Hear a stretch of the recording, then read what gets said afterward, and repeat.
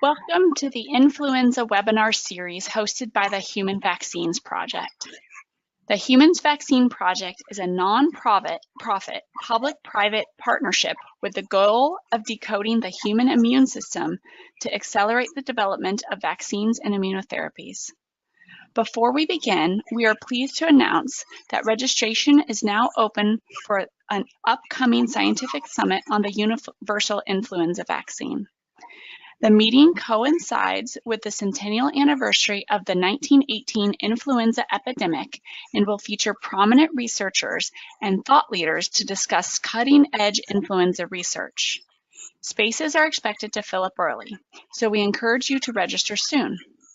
A registration link is now being sent via the chat box on your GoToWebinar platform. An email with more information will be sent out to the group this afternoon. In addition, we're pleased to announce that we are now accepting applications for the 2019 Michaelson Prizes. This year, the $150,000 prizes have expanded to include 3 focus areas related to vaccine discovery: human immunology, computational biology and protein engineering, and neglected parasitic diseases. A global search is underway for young investigators who are applying disruptive research concepts and inventive processes to advance vaccine and immunotherapy research for major global diseases. You can learn more at www.humanvaccinesproject.org/Michaelson Prizes. That's MICHELSON PRIZES. And please be sure to pass along this information to other interested researchers. And now for the webinar. In order to make real progress toward the development of a universal influenza vaccine, collaboration among researchers around the world is essential. We hope this month's webinar will foster scientific foundations needed to advance influenza research. The series of webinars will be broadcast on the 3rd Tuesday of each month and posted online. For a copy of today's webinar, please visit the Human Vaccines Project website at http://www.humanvaccinesproject.org/talks. Following the presentation, we will have time for questions from the audience. Please type your questions into the questions box in the GoTo interface. I'll read these questions following the presentation. And now it is my honor to introduce Dr. Paul Thomas. Dr. Thomas is an associate member of St. Jude's Children's Research Hospital faculty in the Department of Immunology. His group studies innate and adaptive immunity to influenza with a special focus on T-cell receptor repertoires and CD8 T-cell memory. Dr. Thomas's research has been funded by several grants from both the NIH and private foundations. Today, Dr. Thomas will tell us about host immune factors that regulate outcomes in influenza vaccination. Thank you very much, and welcome to the webinar. So thank you very much. I'm excited about this opportunity to present today. So most of the work I'm going to talk about today is actually from our studies on various either models of infection or actually infected humans, but I'll try to mention where I think this has special relevance to vaccination and where we're looking at aspects of vaccination with regard to some of these factors. Let me see.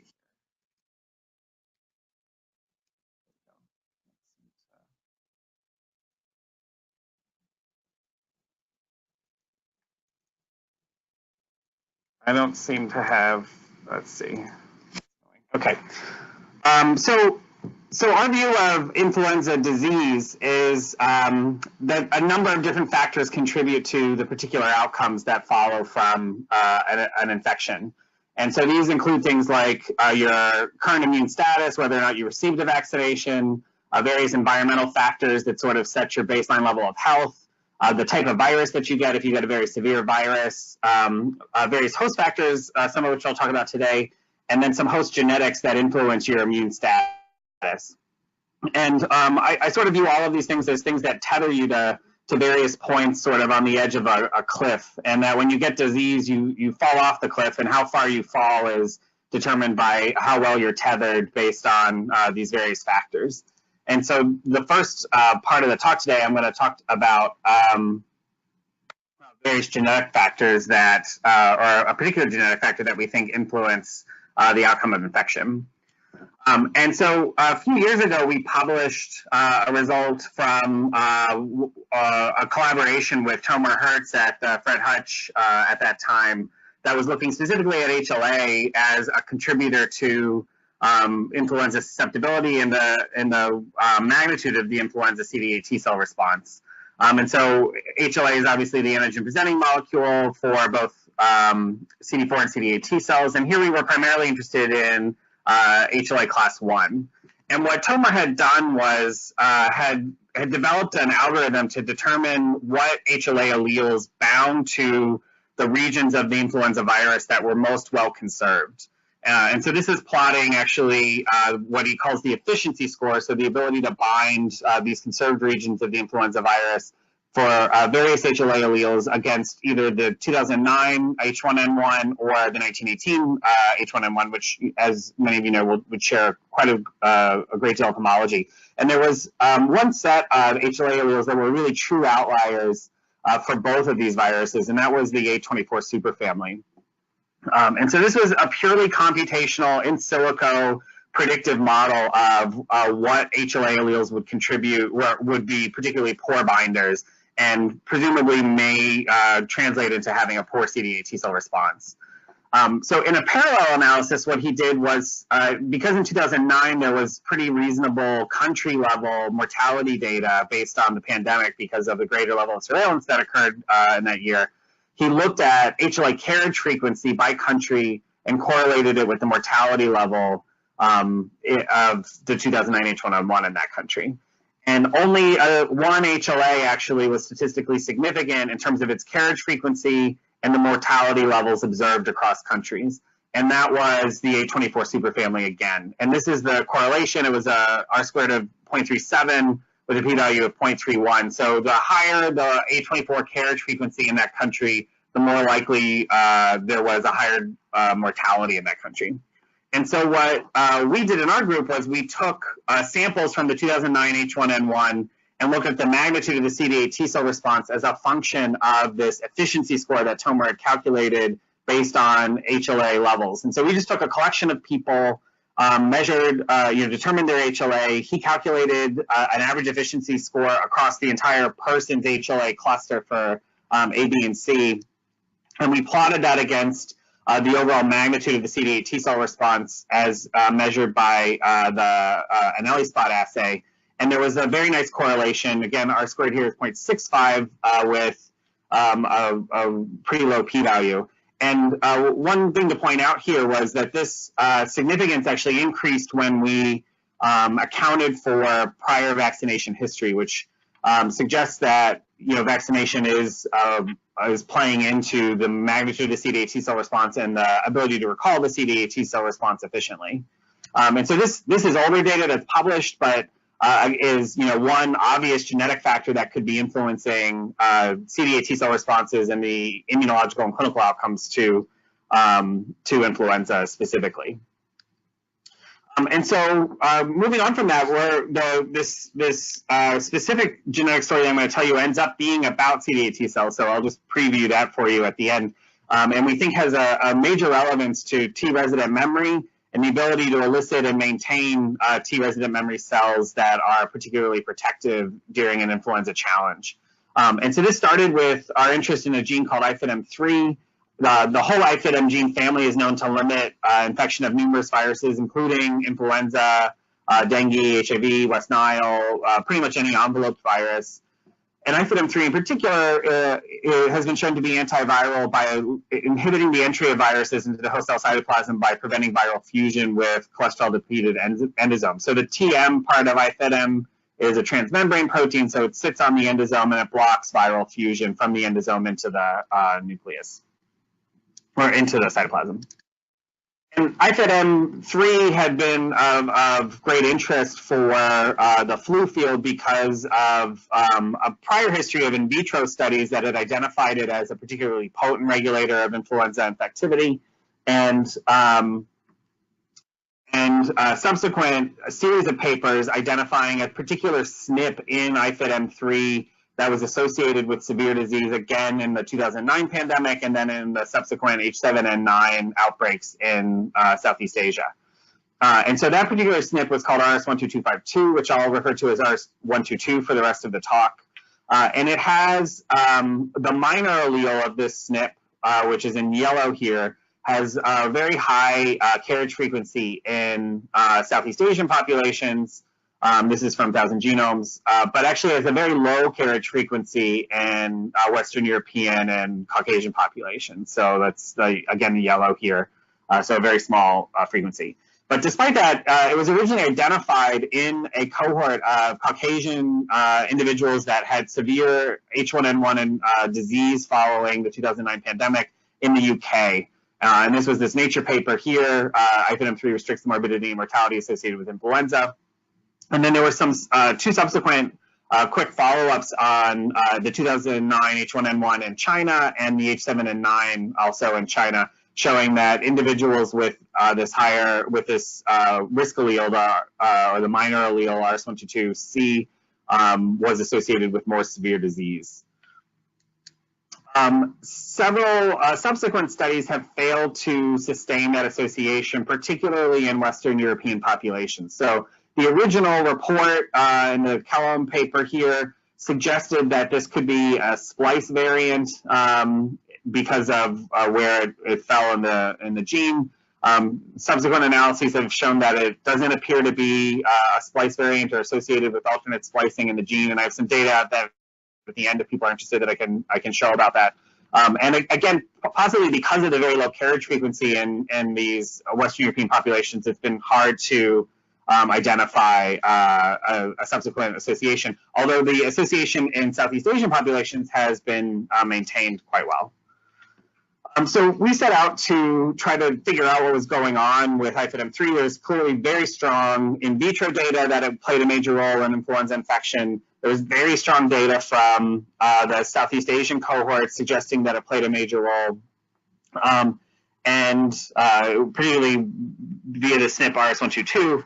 And so we decided to look and see if there was maybe some other polymorphisms throughout this gene that could account for the kind of contradictory results that were being observed, but also emphasize the importance of this gene in regulating disease after influenza infection.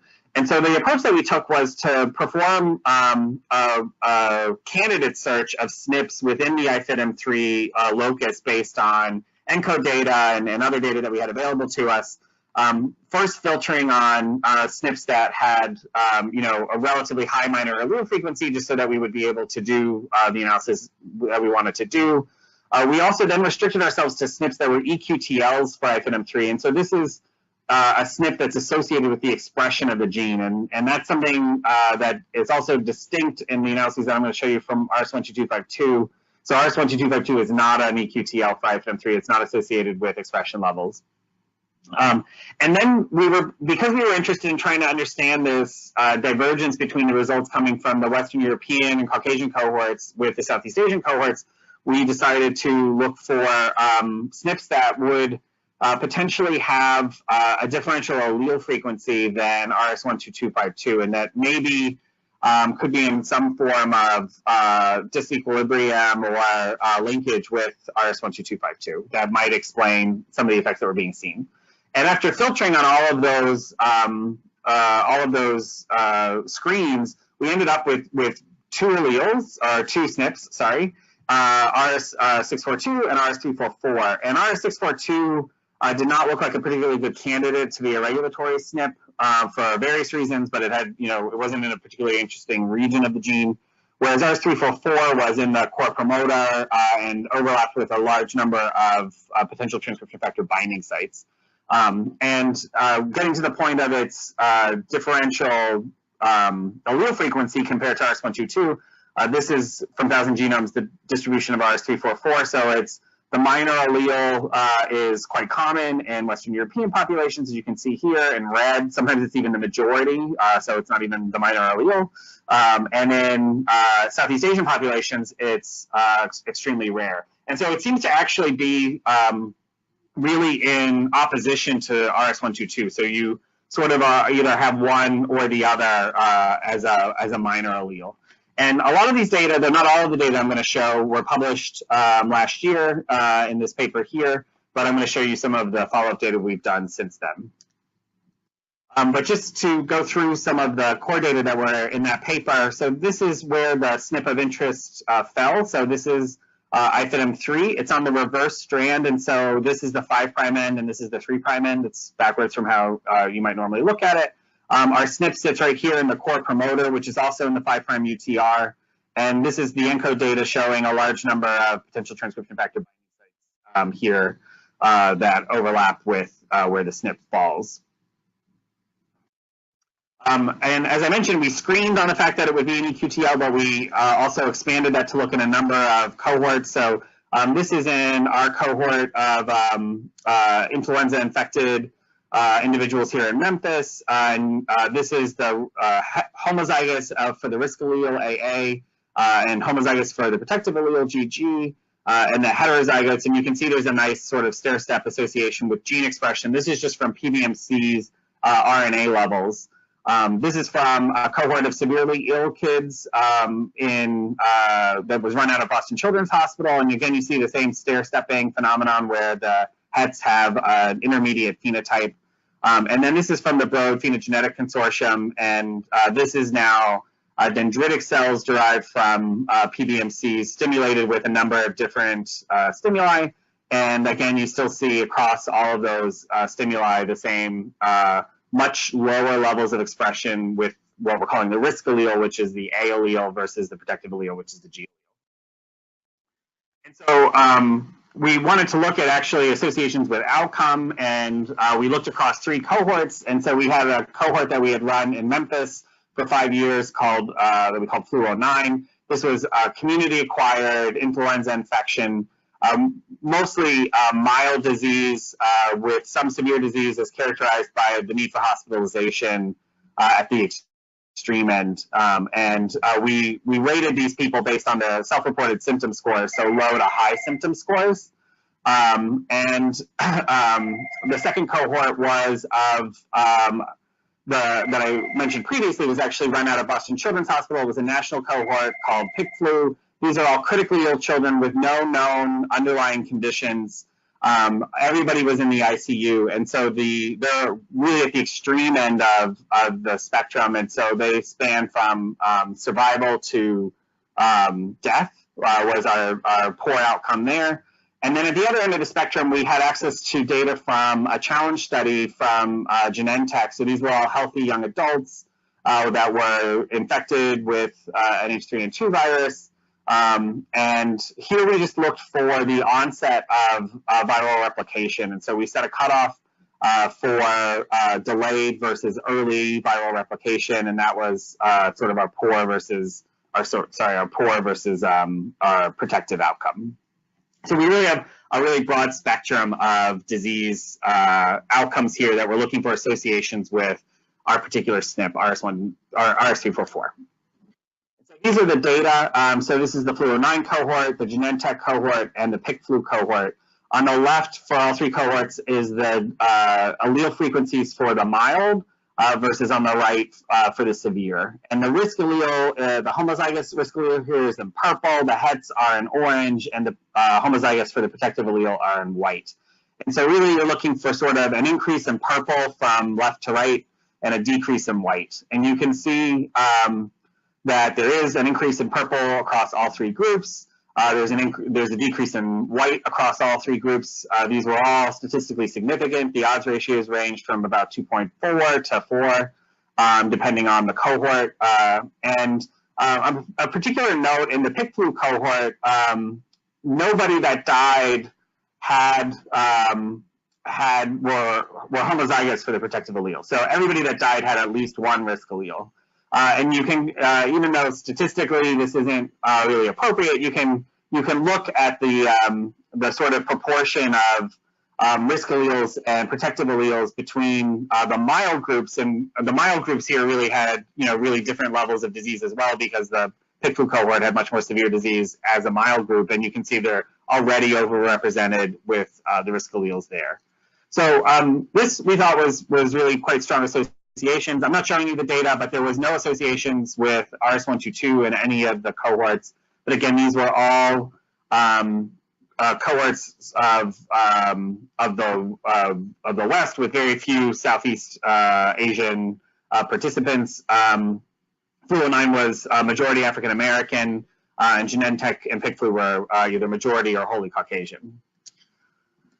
So we now had an association with our SNP. We had established that the SNP was an EQTL, and so we wanted to see that whether the SNP was actually causing differential binding to transcription factors.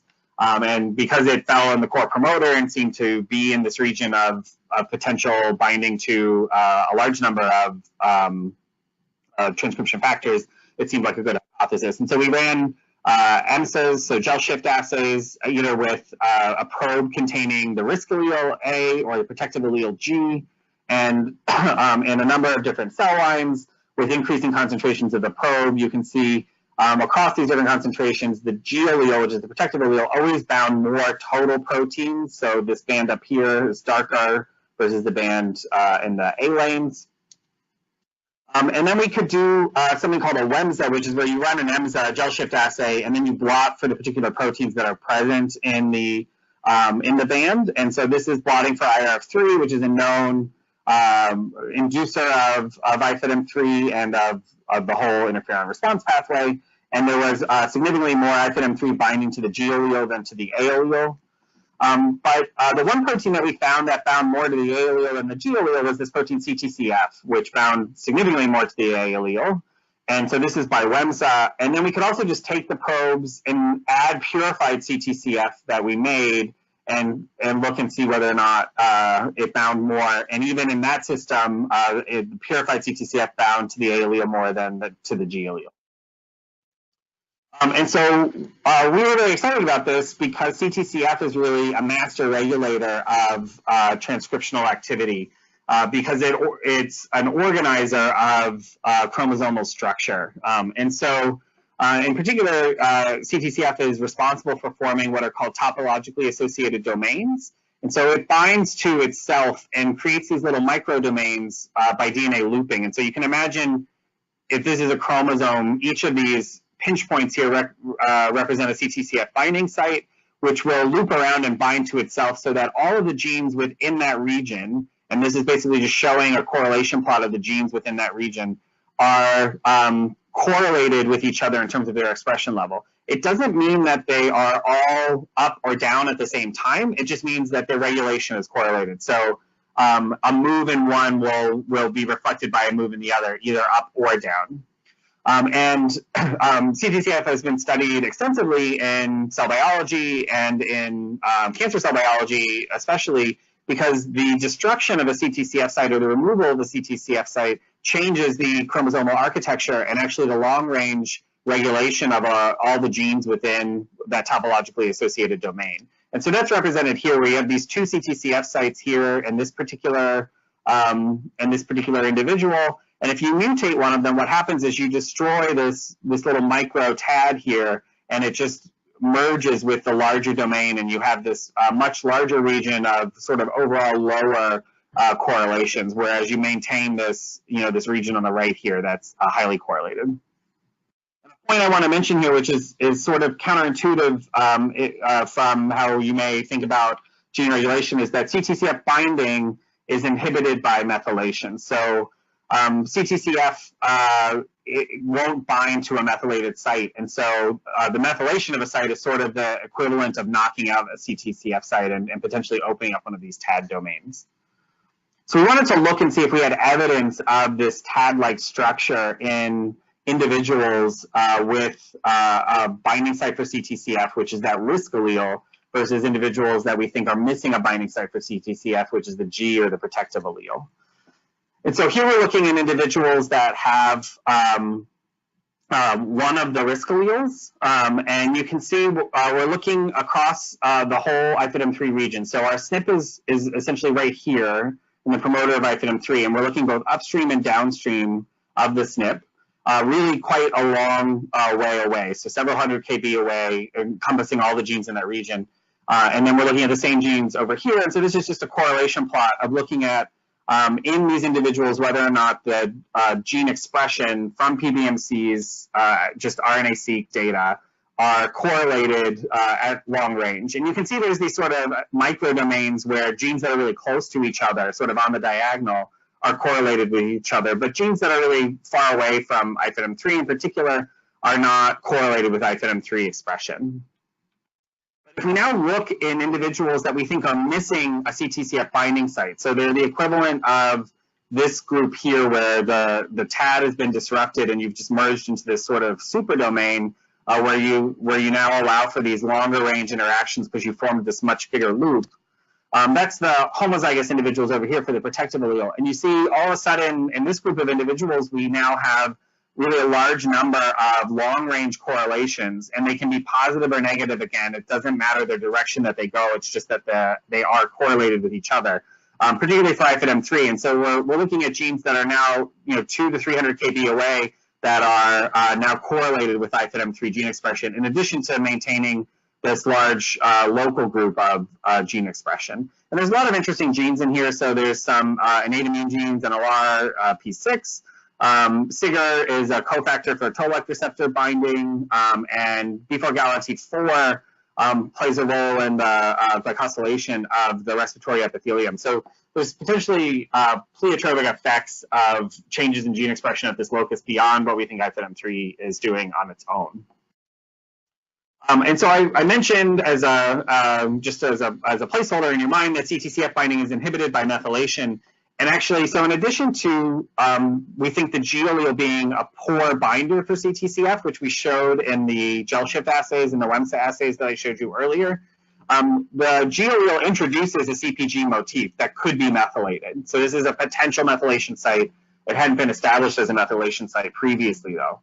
And so we decided, well, we thought that this was potentially a further way that CTCF binding could be regulated. So if this G, in addition to not binding CTCF as well as the A allele on its own, if this G is also methylated, it would further diminish CTCF binding and potentially open up this TAD. And this result here was just so dramatic that we felt like a really powerful regulation must be occurring.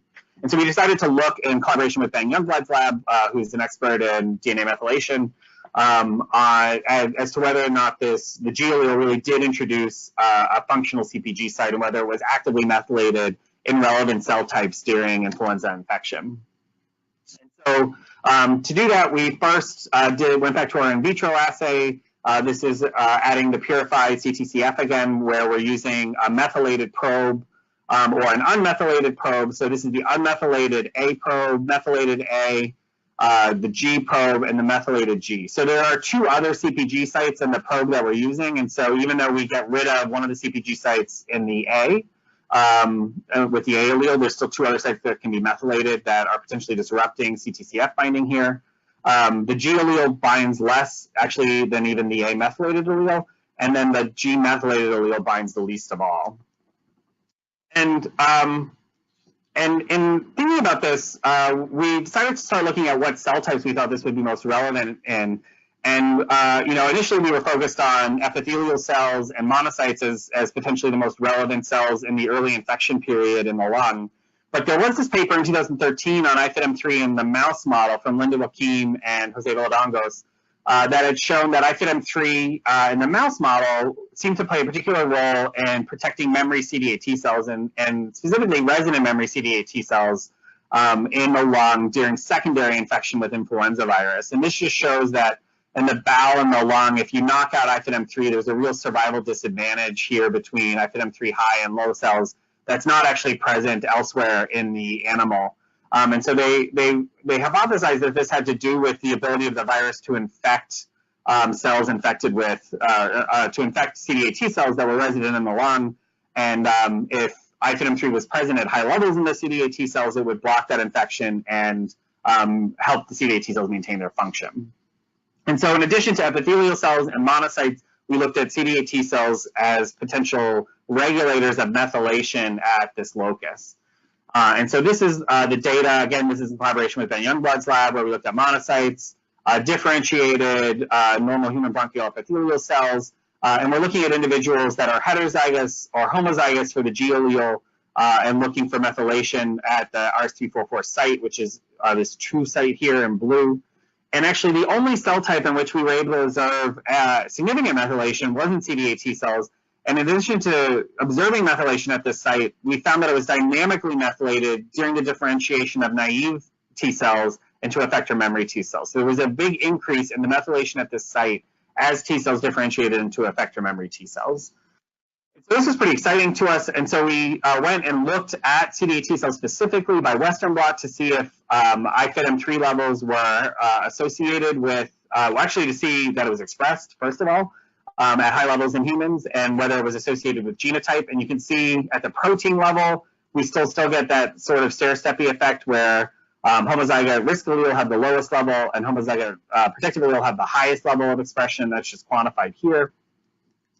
And then we had access to T cells from the site of infection, from the respiratory tract, from the flu-09 cohort. So this was from a nasal lavage that had been performed. This was on the diagnostic sample from these patients.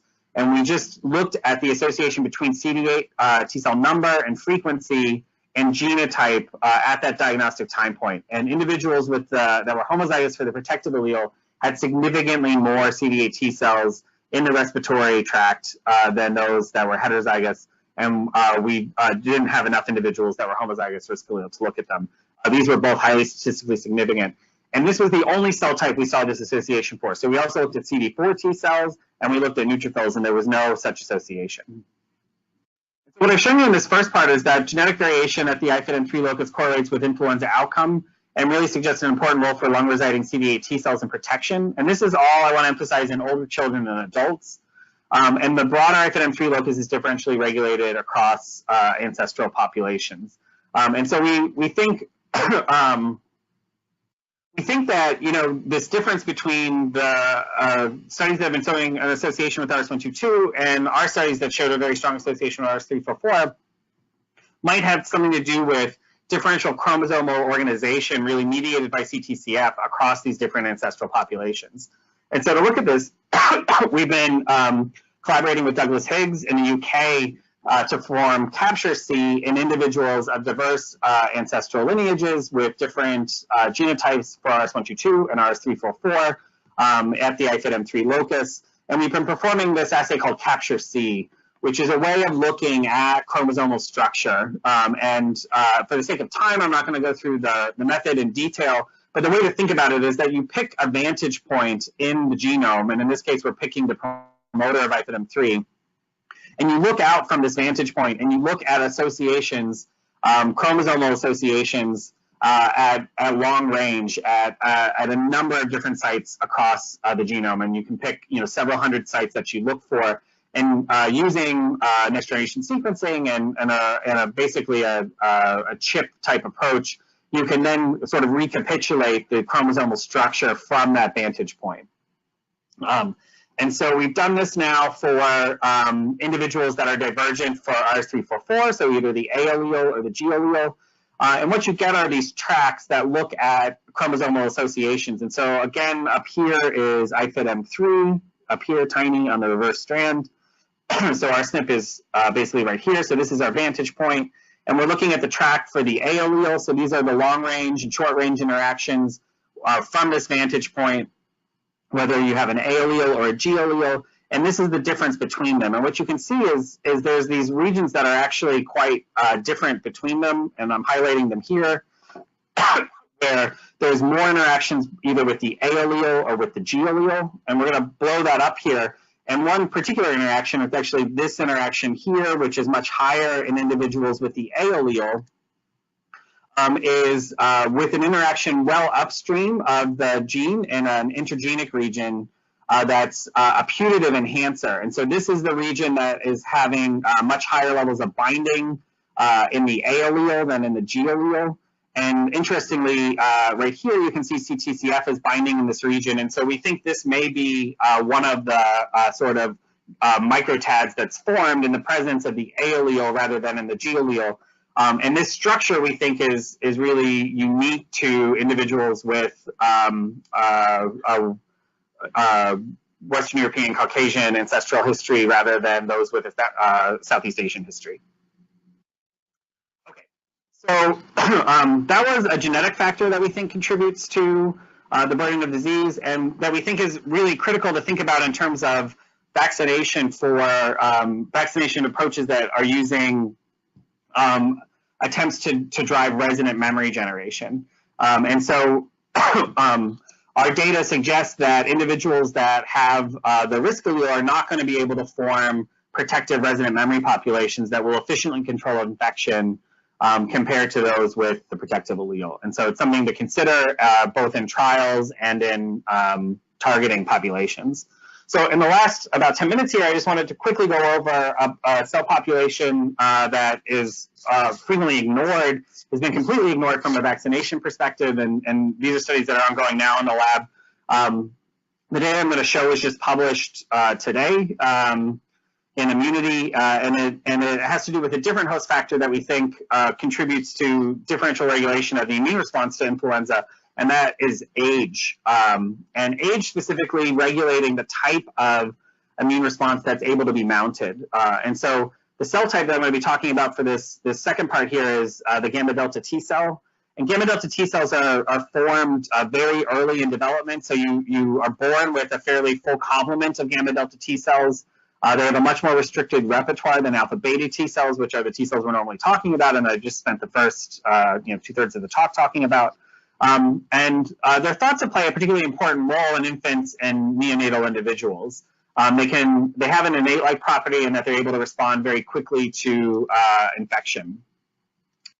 And so they can be classified as producing IL-17 based on surface markers and transcription factor profiles, or interferon gamma. As I said, they can respond very quickly, and they're thought to respond really not to peptide MHC antigens, but to stress antigens on self targets, somewhat like NK cells, which have also recently been shown to have a sort of memory-like phenotype. And so what we found was that in adult mice, gamma delta T cell deficiency really didn't have a profound effect on the outcome of primary or secondary infection, whereas in neonatal mice, so mice that were less than 10 days old, animals that were deficient in gamma delta T cells actually were much more susceptible to death, even with an infection that would normally be survivable. And this was not associated with the control of viral titer or with the production of normal antiviral cytokines like interferon gamma. And so we had this association, and I'm going to have a little sort of running chart of the pathway here on the left side of the panel here, with gamma delta T cells leading to a reduction in disease in individuals. And this was really pathological disease, so pathology was much higher in the gamma delta T cell deficient mice, and they seemed to be unable to resolve infection efficiently. And this was scored blindly by a pathologist, and so interstitial inflammation and bronchial hyperplasia and metaplasia were both increased in the mice that were missing gamma delta T cells. And so there seemed to be a tissue repair phenotype specifically in neonatal and infant animals that was not present in adult animals. And so we wanted to figure out what the gamma delta T cells were doing after infection. So they were expanding relative to uninfected animals in the lung. And so they were activated and accumulating. And the particular gamma delta T cell type that we were generating was this IL-17A producing gamma delta T cell rather than the interferon gamma producing gamma delta T cell. So there's this very early peak of IL-17A, which is normally associated with neutrophil influx and the response to extracellular bacteria. That's just reflected here in the number of, or in the relative expression of IL-17A in the whole lung, and in a number of associated gene factors, including ROR gamma. And so this just shows also here that the IL-17A is being exclusively made by gamma delta T cells, and it's a very transient effect. So by day 3, the number of those cells is back down to normal, and there's really no change in the production of interferon gamma. So this just stays at a background level in that time. We have gamma delta T cells making IL-17A that somehow being associated with tissue repair. And this was a surprising link to us because IL-17A is so associated with inflammation and pro-inflammatory processes and again, the bacterial response and not really a tissue repair response. And so to really show the IL-17A that was responsible for this effect is we took gamma delta T cell deficient mice here and we adaptively transferred either wild type gamma delta T cells to try to rescue them or IL-17A deficient gamma delta T cells. And then we infected with influenza virus.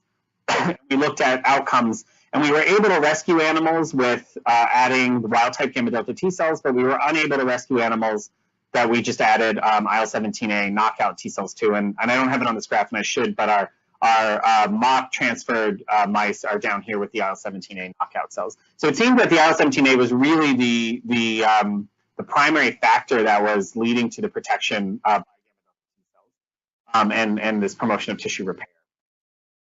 We decided to try to figure out what was the link between IL-17 and tissue repair because this hadn't really been reported before. Most of the other inflammatory factors were the same in these animals, but one thing that was noticeably different was the levels of IL-33, which is a cytokine related to the IL-1 family and had been implicated in tissue repair and tissue homeostasis previously. And so we just confirmed in neonatal mice, this hadn't been shown before, that IL-33 knockouts were much more susceptible to severe disease. And so they mirrored the IL-17 deficient mice or the gamma delta T cell deficient mice.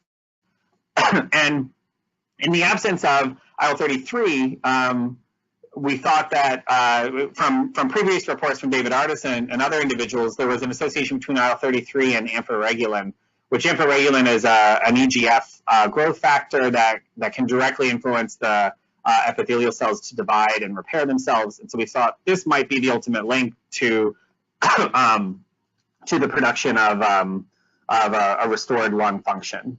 And so we measured levels of amphiregulin and then performed depleting experiments for amphiregulin in wild-type animals around the peak of the amphiregulin response. And these animals were also much more susceptible to death. And so we put amphiregulin in this pathway. And I'm going quickly here just for the sake of time and because these data are now recently published.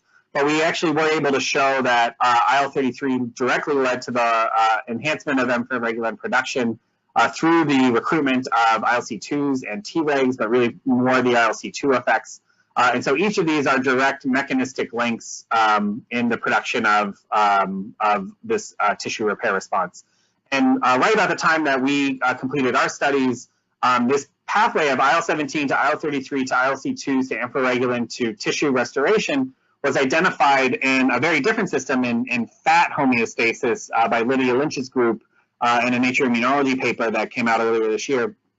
And so this seems to be actually a really central and maybe very primitive pathway for gamma delta T cell regulation of tissue integrity that we find is particularly important in neonates and young children. And just to show that the relevance of this in humans now, we looked back into the fluoride-9 cohort at the associations between IL-17 and IL-33. And this is in the nasal wash, so the same site where we were able to measure the CD8 and CD4 T cells in our individuals. And we saw a very nice correlation between IL-17A and IL-33 levels, sort of recapitulating this part of the plot, at least correlationally, and no association between interferon gamma and IL-33. So, it's not just a sort of overall inflammatory increase in cytokine levels. And there was also an association between IL-33 and amphiregulin, so recapitulating this part of the plot here. And there was an association between IL-17 and severity. So these is restricted to kids under 2 years old that were in the cohort, and this is in their diagnostic nasal wash sample looking at the levels of IL-17 and looking at severity, again using the total symptom score method. There was no association with the level of interferon gamma and severity, but there was an association between IL-17 and severity, with kids with higher levels of IL-17 having reduced severity, or the other way of looking at it is kids that were more severe had lower levels of IL-17A. And this was really striking to us because we published previously a paper by Christina Shansky in the group had found various associations between cytokines and poor outcomes, and they were always positive associations. So, and this is true in most of the literature. So when you find higher levels of particular cytokines like IL-6 or TNF, they're associated with poor outcomes, particularly pro-inflammatory cytokines. Here we have a higher level of pro-inflammatory cytokine in young children, and it's actually associated with an improved outcome. And we, again, think that this because we're activating this pathway that's particularly relevant and required in infants and young children for tissue repair. So what I've shown you in this last part is that gamma delta T cells can provide protection to neonates against influenza infection, not directly through viral clearance. They do this by inducing IL-33 production by lung epithelial cells. I didn't show you that, but that is in the paper. IL-17A, IL-33 access protects neonates by elevating the levels of amphiregulin that's produced by LC2s and Tregs. And we found this association in human children as well, and it's the only positive association we've really seen between a cytokine, particularly a pro-inflammatory cytokine, and an improved outcome. And I wanted to show this today, partially because it's some of the most recent data, but also because our ongoing studies have indicated that in humans, gamma delta T cells play really an outsized role in kids under the age of 2 in terms of their lung response. And so I think going forward, thinking about vaccination in this population, we should at least track what's happening to this important cell population and how vaccination affects its functional ability to mediate this important effect. And really to keep in mind that neonates and young children are immunologically, we think, extremely distinct from older children and adults, and trials that we perform in older children and adults may not be recapitulated mechanistically or immunologically when those interventions are taking to children. So I've just shown you sort of 2 factors today that we think tether you to the outside of this cliff, genetic factor and a host factor, which was really age mediated by a particular unique immune response. And with that, I'm going to conclude, and I just want to thank the 2 main people that did the work I showed today. Johnny did the gamma delta work, and Katie, Emma did the genetic work. This is built on studies that have been going on in the lab for some time, initially started by Christine Oshansky. I mentioned Ben Youngblood, our collaborators, Doug Higgs, and various other folks that contributed to the cohort. And I'm happy to take questions now. Thank you very much for a wonderful webinar. So if everyone will please go ahead and type their questions into the question box, I'll go ahead and read them out loud.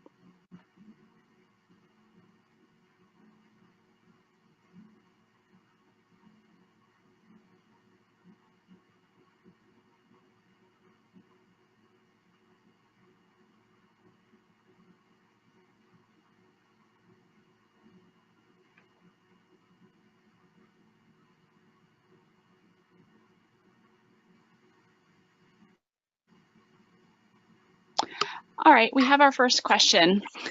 It says, I'm sorry if I missed it, but what was the incidence of the IFITM3 risk allele in either the European or Asian populations? Sure, I actually have a summary slide on that in case people asked about it. So this shows by side the 2 incidents of the risk alleles.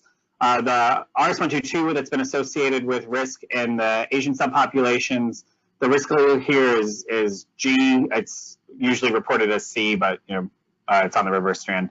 And so it's somewhere in the range of 40% for the carriage frequency of the allele.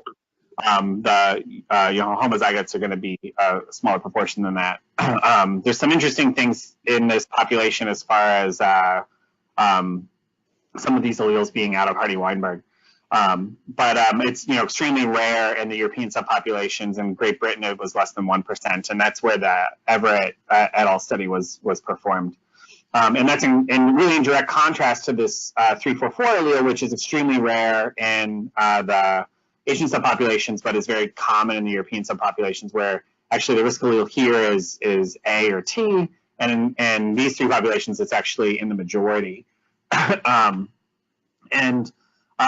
There's some interesting inheritance associations between these two alleles that we think point to the fact that there's some relationship here in terms of how this locus is regulated. And so the risk genotype of this 122 allele, so that if you were CC homozygous, which does occur in African-American populations especially, is always inherited with the protective genotype GG of 344. And so the risk alleles are really on opposite haplotypes. And the same thing is true of 344. So the risk allele of 344, if you're homozygous, if you're AA, you're in every case that we've sequenced, your TT for the RS122 allele, the protective genotype. And so this has some consequences in how you interpret the EQTL data. So this is the EQTL data I showed you earlier. So for flu9 and pig flu for RS244. And then this is the same cohorts looking at the EQTL for RS122. And so there's really no association here in flu09. There's actually a statistically significant association here in pig flu, but it's the reverse of what you would expect. So this is the risk allele for RS122 as reported, and there's a higher level of IFIDM3 here in this population. But really, we believe that this is the bleed through of the RS344 effect. So because if you have this risk allele, if you're CC for RS122, we know you're automatically GG for RS344, and so you have this higher level, because we think this is mechanistically the actually relevant allele. And I didn't have time to show it, but we showed that using assays that this allele is actually regulating transcription of the gene. And so so you have to be careful in looking at these associations, because this sort of inverse association with IFIDM3 expression with 122 is actually a bleed through of this linkage between 122 and 344. There's definitely some complex inheritance structure here, and we think it's probably extremely biologically meaningful in terms of how people respond to a wide variety of pathogens at the innate level, and potentially with their resident lymphocyte populations. But the short answer to your question is over here is 344 is quite common in European populations, and 122 is quite common in Asian populations. Thank you. We have two more questions right now. The first one is, what are the caveats of comparing gamma delta cells in mice and humans? So there are a number of caveats. That's a great question. So in mice, gamma deltas have a very degenerate repertoire, and what I mean by that is that in each mucosal organ, the lung, the skin, the gut, has a single receptor that is overrepresented clonally. And this is true in every mouse. It's not just in lab mice. So wild mice have exactly the same receptor in the lung as your B6 or your BALB/C or your 129. That's part of the evidence, the really great evidence that gamma deltas are not MHC restricted, because all those mice have different MHC alleles. But so that degeneracy is a major difference between them. So that being said, though, the human gamma deltas, while not as profoundly degenerate as the mouse gamma deltas, are more degenerate than alpha betas, and they have this association with tissues at the V region level. And so you'll see particular V region usage is overrepresented in tissues in the same way that particular receptors are overrepresented in mice. And so the most commonly studied in humans is the V gamma 9 V delta 2 cell population, because that's overrepresented in the blood, and the blood is so accessible in humans. And so that's probably the major difference, I would say. The biggest caveat to studying them overall is that we are, suffering for a paucity of ligands. There's maybe really, I'd say 10 to 20 really well-defined good ligands in the mouse and the human combined. So we still don't really understand antigen recognition and TCR activation in the gamma delta population. Thank you. We have one final question, and the question is there any evidence that influenza-mediated methylation affects risk allele transcription or CD8 positive T cell INF gamma transcription? I understand the question. Is there any evidence that methylation that I was showing specifically at the IFIDM3 locus regulates transcription? What we can say is at the sort of the most mechanistic piece of data we have is showing that the methylation, purely in vitro, changes the binding of CTCF to this promoter. And we know that CTCF binding of this promoter is largely inhibitory to gene expression. And again, that's everything we can recapitulate in vitro. We can correlationally show in these data that the methylation is associated with higher levels of expression of IFIDM3 in these T-cell populations. The question specifically said something about interferon gamma, and I don't know if that was specifically about interferon gamma or just a typo for IFIDM3. There's definitely other data about differentially methylated regions affecting gene transcription. That's something that Ben Youngblood's lab has reported on extensively.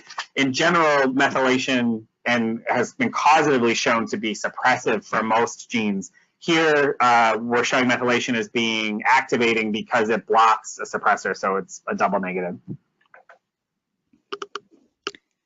Great. Well, thank you so much, Dr. Thomas, for your time. Thank you to everyone in the audience for joining us.